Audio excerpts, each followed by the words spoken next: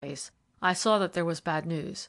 Was it possible that the worst had happened to Durham, and that now there would never be any means of proving whether the child were Lady Faulkner's child or not? "Be quick!" he exclaimed when he saw me. "Durham is sinking fast. I am afraid we shall be too late as it is." "What is the matter with him?" I asked.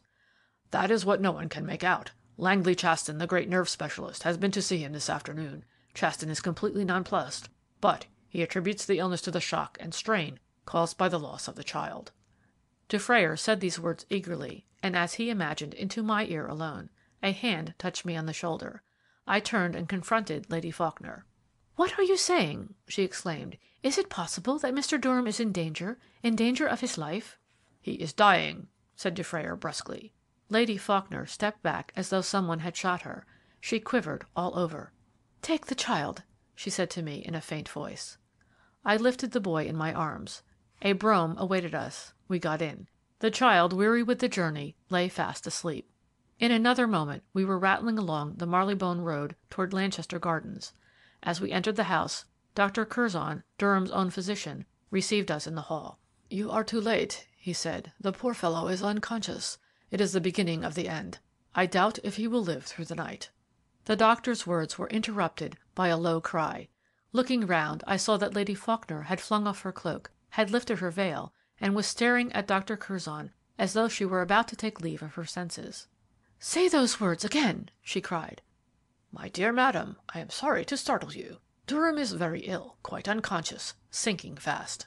"I must see him," she said eagerly. "Which is his room?" "The bedroom facing you, on the first landing," was the doctor's reply. She rushed upstairs, not waiting for anyone. We followed her slowly. As we were about to enter the room, the child being still in my arms, Lady Faulkner came out and confronted me. "I have seen him," she said. "One glance at his face was sufficient. Mr. Head, I must speak to you, and alone, at once. At once! Take me where I can see you all alone." I opened the door of another room on the same landing and switched on the electric light. "Put the child down," she said, "or take him away. This is too horrible. It is past bearing. I never meant things to go as far as this." "Lady Faulkner, do you quite realize what you are saying?" "I realize everything. Oh, Mr. Head, you are right. Madam is the most terrible woman in all the world. She told me that I might bring the boy to London in safety, that she had arranged matters so that his father should not recognize him, so that he would not recognize his father. I was to bring him straight here and trust to her to put things right. I never knew she meant this. I have just looked at his face, and he is changed. He is horrible to look at now. Oh, my God, this will kill me." "You must tell me all, Lady Faulkner," I said. "You have committed yourself now. You have as good as confessed the truth. Then the child, this child, is indeed Durham's son?" "That child is Loftus Durham's son. Yes, I am the most miserable woman in the universe. Do what you will with me. Oh, yes, I could bring myself to steal the boy, but not to go to this last extreme step. This is murder, Mr. Head. If Mr. Durham dies, I am guilty of murder. Is there no chance of his life?" "The only chance is for you to tell me everything as quickly as you can," I answered. "I will," she replied. She pulled herself together and began to speak hurriedly. "I will tell you all in as few words as possible, but in order that you should understand why I committed this awful crime, you must know something of my early history. My father and mother died from shock after the death of 3 baby brothers in succession. Each of these children lived to be a year old, and then each succumbed to the same dreadful malady and sank into an early grave. I was brought up by an aunt who treated me sternly, suppressing all affection for me, and doing her utmost to get me married off her hands as quickly as possible. Sir John Faulkner fell in love with me when I was 18, and asked me to be his wife. I loved him, and eagerly consented. On the day when I gave my consent I met our family doctor. I told him of my engagement and of the unlooked-for happiness which had suddenly dawned on my path. To my astonishment, old Dr. Macpherson told me that I did wrong to marry. 'There is a terrible disease in your family,' he said. 'You have no right to marry.'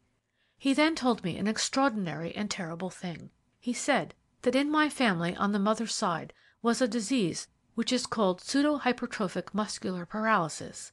This strange disease is hereditary, but only attacks the male members of the house, all the females absolutely escaping. You have doubtless heard of it?" I bowed. "It is one of the most terrible hereditary diseases known," I replied. Her eyes began to dilate. Dr. Macpherson told me about it that dreadful day," she continued. "He said my 3 brothers had died of it, that they had inherited it on the mother's side, that my mother's brothers had also died of it, and that she, although escaping it herself, had communicated it to her male children. He told me that if I married, any boys who were born to me would in all probability die of this disease. I listened to him, shocked. I went back and told my aunt. She laughed at my fears, told me that the doctor was deceiving me, assured me that I should do very wrong to refuse such an excellent husband as Sir John, and warned me never to repeat a word of what I had heard with regard to my own family to him. In short, she forced on the marriage. I cannot altogether blame her, for I also was only too anxious to escape from my miserable life, and but half believed the doctor's story. I married to find, alas, that I had not entered into paradise.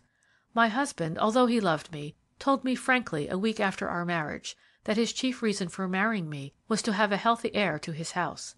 He said that I looked strong, and he believed my children would be healthy. He was quite morbid on this subject. We were married nearly 3 years before our child was born.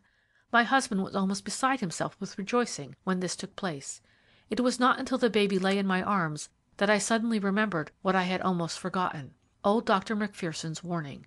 The child, however, looked perfectly strong, and I trusted that the dreadful disease would not appear in him. When the baby was 4 months old, my husband was suddenly obliged to leave home in order to visit India. He was to be absent about a year. Until little Keith was a year old, he remained perfectly healthy. Then strange symptoms began. The disease commenced in the muscles of the calves of the legs, which became much enlarged. The child suffered from great weakness. He could only walk by throwing his body from side to side at each step. In terror, I watched his symptoms. I took him then to see Dr. Macpherson. He told me that I had neglected his warning, and that my punishment had begun. He said there was not the slightest hope for the child, that he might live for a few months, but would in the end die. I returned home, mad with misery. I dared not let my husband know the truth. I knew that if he did, he would render my life a hell, for the fate which had overtaken my first child would be the fate of every other boy born to me. My misery was beyond any words. Last winter, when baby's illness had just begun, I came up to town. I brought the child with me. He grew worse daily. When in town, I heard of the great fame of Madame Colucci and her wonderful cures. I went to see her, and told her my pitiful story. She shook her head when I described the features of the case, and said that no medicine had ever been discovered for this form of muscular paralysis, but said she would think over the case, and asked me to call upon her again. The next day, when in Regent's Park, I saw Loftus Durham's little boy.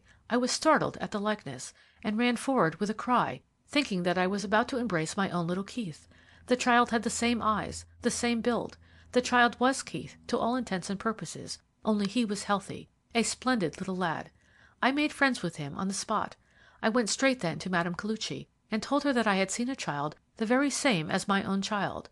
She then thought out the scheme which has ended so disastrously. She assured me it only needed courage on my part to carry it through. We discovered that the child was the only son of a widower, a rising artist of the name of Durham. Mr. Head, you know the rest. I determined to get acquainted with Mr. Durham, and in order to do so, gave him a commission to paint the picture called Soldiers Attend. You can scarcely understand how I lived through the past winter. Madame had persuaded me to send my dying child to her. A month ago I saw my boy breathe his last. I smothered my agony and devoted every energy to the kidnapping of little Robin. I took him away as planned, the nurse's attention being completely engrossed by a confederate of Madame Colucci's. It was arranged that in a week's time the nurse was also to be kidnapped and removed from the country. She is now, I believe, on her way to New Zealand. Having removed the nurse, the one person we had to dread in the recognizing of the child was the father himself. With great pains I taught the boy to call me Mummy, and I believed he had learned the name and had forgotten his old title of Petty Lady.